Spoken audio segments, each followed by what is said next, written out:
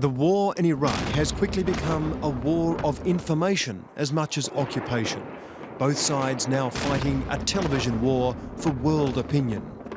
وما يزال أكثر العراقيين يأملون بالانتصار من دون إخفاء قلقهم الطبيعي الإنساني على حياة ومستقبل أبنائهم. The Arab world's biggest TV station, Al-Jazeera, helped forecast America's threat of shock and awe. But equally, as the war doesn't go all America's way, it's the first with pictures of resistance, civilian casualties, or American capture. Saddam hopes such vision can inflame Arab anger and undermine America's assault, leading one former commander of US forces here to warn what appears on Al Jazeera could be more important than ground actions in finally deposing the Iraqi regime. ويقول قادة الجماعة الإسلامية أنهم لم يكونوا طرفا في الاعتداء على أحد وأن استهداف مواقعهم يأتي في نطاق حملة أوسع للقضاء على الوجود الإسلامي المسلح في شمال العراق. And it all started on a tiny spit of land called Qatar.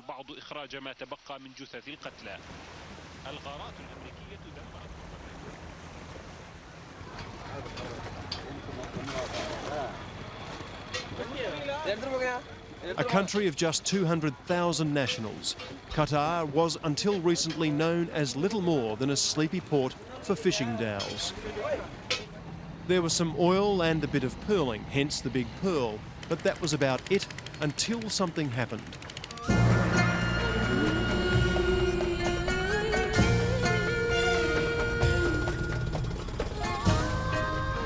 It discovered gas, the world's biggest gas field in fact.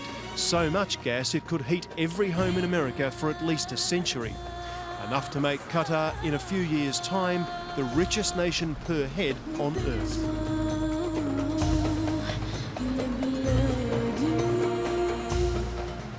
It's buying Qatar a boom. Palaces emerging mirage-like from the dry desert sands. Mansions springing up along its wide new boulevards. And it's giving tiny Qatar a bark much bigger than its bite.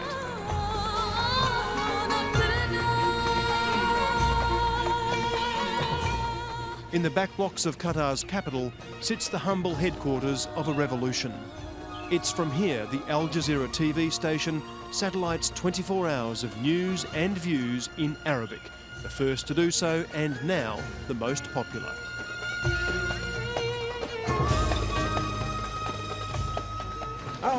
غير هيك مفيش لا.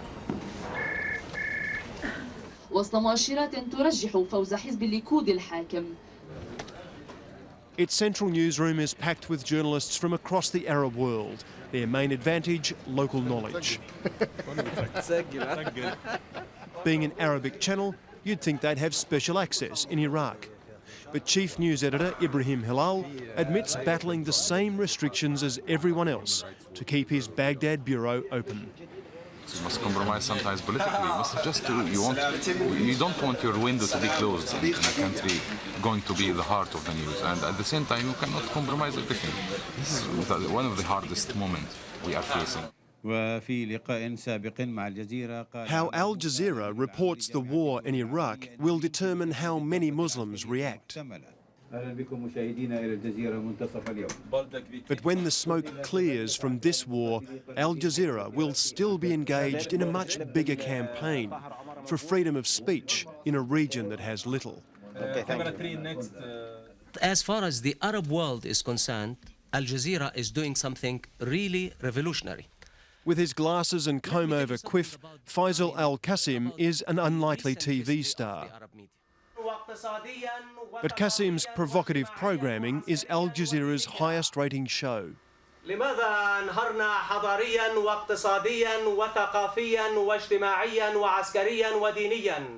Hard enough to answer. These questions could not even be asked until Al Jazeera started broadcasting just a few years ago. You couldn't say anything. You couldn't really talk even about the price of fish or lettuce. Everything is controlled. Because Arab governments loved to listen to their own voices. Drawing on his drama training in England, this Syrian star has a simple strategy. Get two people with strongly opposing views and fan the flames of vigorous debate. It's helped pull big audiences to Al Jazeera, but why is it such a hit? Let us say it is an exercise in democracy.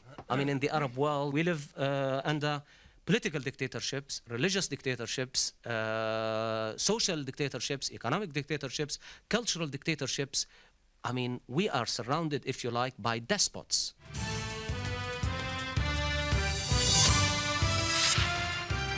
With what's seen by many as typical temerity, tonight's topic attacks Arab reliance on America. تحية طيبة مشاهدي الكرام. لماذا تضع الدول العربية دائما كل بيضها ودجاجها وعسلها وبترولها ومالها وكافيارها في السلة الأمريكية؟ أقول شيء مهم إنه العدالة أمريكا أعتقد أنه يعبر إحباط المجتمع العربي تجاه السلطة، فيتم تحويله حتى من قبل السلطة نحو أعداء خارجة سواء كان أمريكا أو كان غيره. السبب الأساسي هو كما قلنا هو انسداد السلطة، هو هدر المال العام، هو حقوق الإنسان المفقودة، هو التعذيب، هو الزج بالناس في السجون إلى غير ذلك. هذا هو الأساس، هذه معركتنا الداخلية، ليست كما يقول المسفر أن نتحالف عمال النفط الجزائريين مع عمال فنزويلا. ماذا نختلف؟ Tough talk indeed, but Faisal has even riled religious leaders by questioning the Quran's support for polygamy. We had two women to talk about this subject, and it was a very hot issue. And the woman who was defending the Muslim view couldn't face the music, so she went out in a dramatic way live on air from the studio, and that particular edition was the talk of the Arab world for months to come. I mean, everybody was talking about it in mosque. How dare you talk about polygamy? How dare you discuss the word of God? We discussed the word of God. It wasn't the word of God, but the warnings of a terrorist that put Al Jazeera on the global media map. 18 months ago, as America unleashed its war on the Taliban, it was Al Jazeera's man in Kabul, Taisir Aluni, who received the first now famous tapes from Osama Bin Laden. الأشرطة أحضروها إلى المكتب. نحن كنا في أول يوم من بداية القصف على كابول.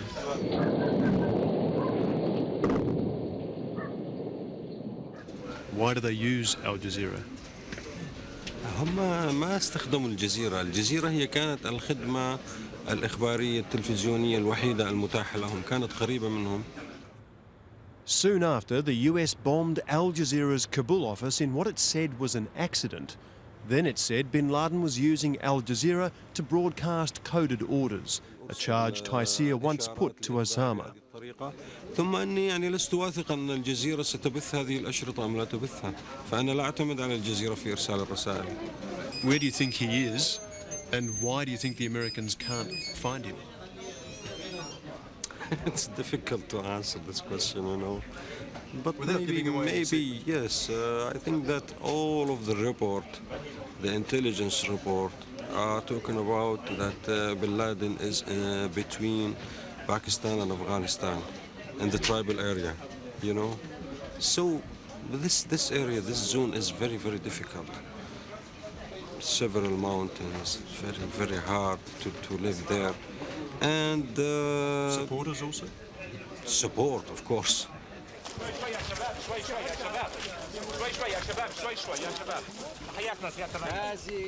While the West knows Al Jazeera for its Bin Laden broadcasts, the Arab world tunes in for its coverage of a different conflict, Palestine.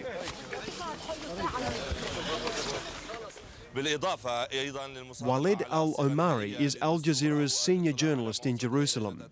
Widely respected as impartial, Walid's reports still fuel Arab anger at what's seen as an oppressive Israel. Is it fact or pro-Arab bias?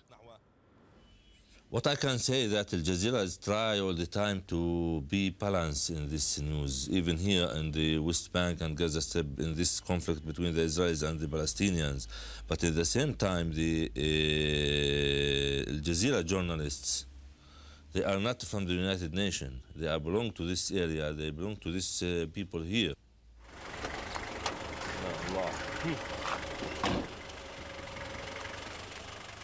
But even in this time of war, being Arab doesn't open all doors. You know, when they destroyed all these buildings here in the compound of Arafat and Ramallah, I and my cameraman, we were in this area behind. Constantly harassed by the Israelis, Walid is also at times shut down by the Palestinians. Few in authority in this region like what al-Jazeera reports.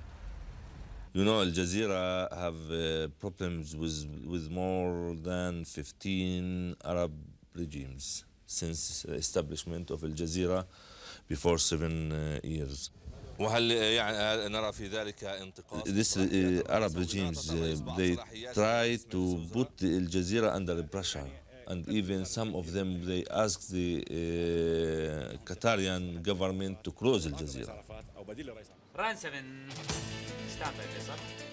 So far, the Qatari government has refused to oblige, but the pressure is on. Faisal. Just about every government in the region has, for a time, closed Al Jazeera's bureau.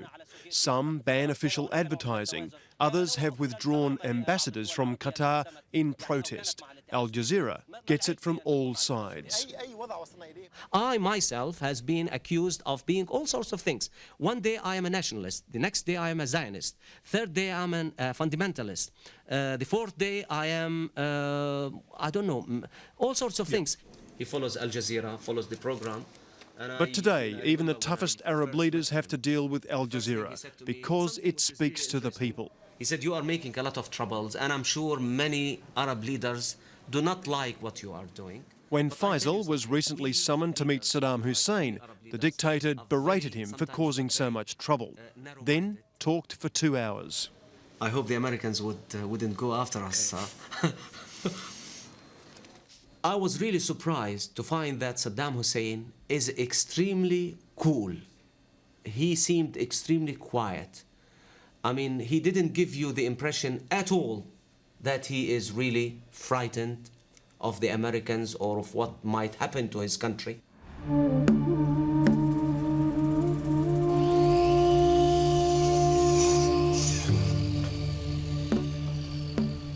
Ironically, while Qatar gives voice to the Arab street, it also plays host to the military force many distrust, America. Just a few kilometres from Al Jazeera, this is CENTCOM, the US military's central command, airlifted from Florida, air-conditioned against the blinding desert heat. It's from here General Tommy Franks is commanding the invasion of Iraq, and from this specially built media centre drip-feeding the world's press. Evan Williams from ABC. Evan, and it's from here his officers are fighting the information war.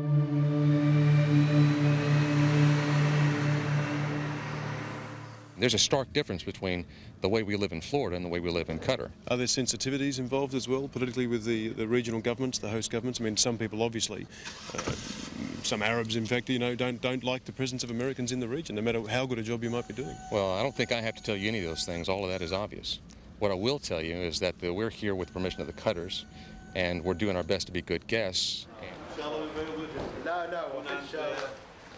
So why is Qatar risking so much? The answer is this man. Sheikh Hamid bin Khalifa Al Thani seized power from his father in a palace coup, started democratic reforms, then spent millions setting up Al Jazeera. Ironically, he doesn't give interviews.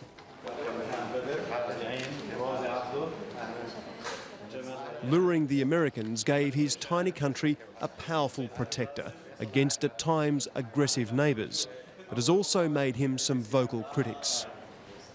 So what did you write to the Americans? Najib al-Nuami is Qatar's former justice minister. Like many Arabs, he doesn't trust American intentions. And the Qataris are just agreeing. They want territory, geographically speaking, you know, it's going to a hot potato, the Middle East. So to have a permanent base, you have to have a place that's selected, Our people here accepted it, and they did not debate it with the people. And it is wrong. Against the security, do you have to breach the human rights? Now a human rights lawyer, Najib accuses al-Jazeera of protecting its patron by ignoring hot topics in Qatar like the US base. Al-Jazeera? What sort of things would you like to see? Al-Jazeera should have people really sitting there and debate the issue of Qatar. Why not? Take, for example, now, an agreement signed with the US. Did they ask anybody in the middle of the street saying, would you agree or not? To test these views, we went to the street ourselves. And among the falcons and chickens of Qatar's eclectic bird market, we found some truth in Najib's concerns about the American base. This is an enemy coming to take your property, to govern you.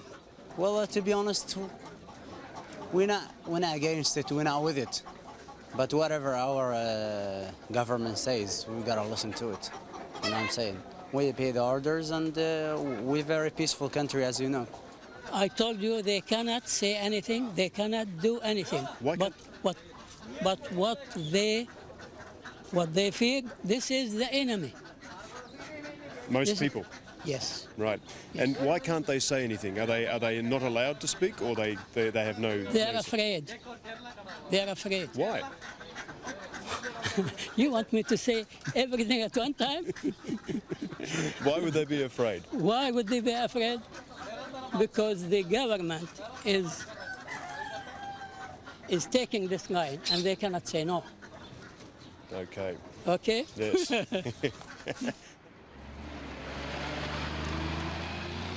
Qataris are suspicious of who's receiving America's substantial rent for the base, and some insist there are even bigger issues. To really put Qatar as a focus for enemies. Enemies of America will be the enemies of Qatar. This has not been debated or covered? No, nobody debated it, designed and made by the foreign minister and signed and being done, finished. You like it, you don't like it, it's going to happen. That's not true at all. Actually, I've listened to such questions quite a lot. As far as Qatar is concerned, we did when something is really important or of paramount importance happening in Qatar, we would definitely do something about it. Definitely do it. But as you know, not too many things happen in Qatar.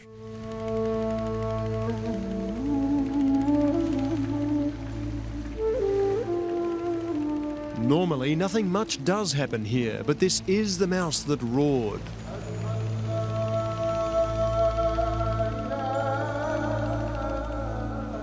Qatar's support for the Americans has earned it a place among Arab powers.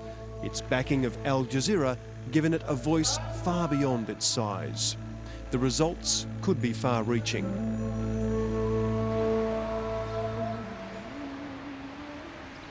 Usually, press freedom or freedom of expression goes hand in hand with political freedom. In the Arab world, sadly, we don't have political freedom. We are doing it the other way around. We are starting with the freedom of expression, hoping in the future that we will achieve some kind of political freedom. So the Arab world, Al Jazeera has helped quite a lot in pushing the Arab people to do something about democracy, to think about democracy. And now, thanks to Al Jazeera, democracy is the talk of the town everywhere in the Arab world. It's a noble goal. But Al Jazeera's broad reach has a more immediate focus.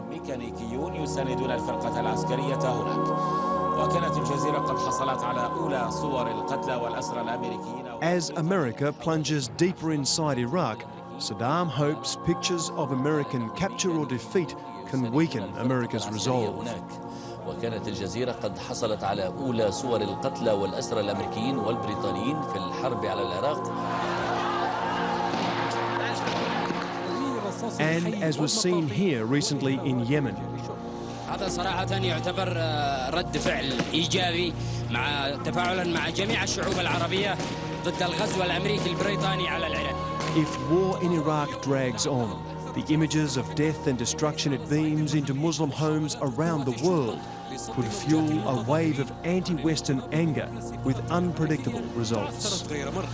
أنور العنسي، الجزيرة، من أمام السفارة الأمريكية صنعاء.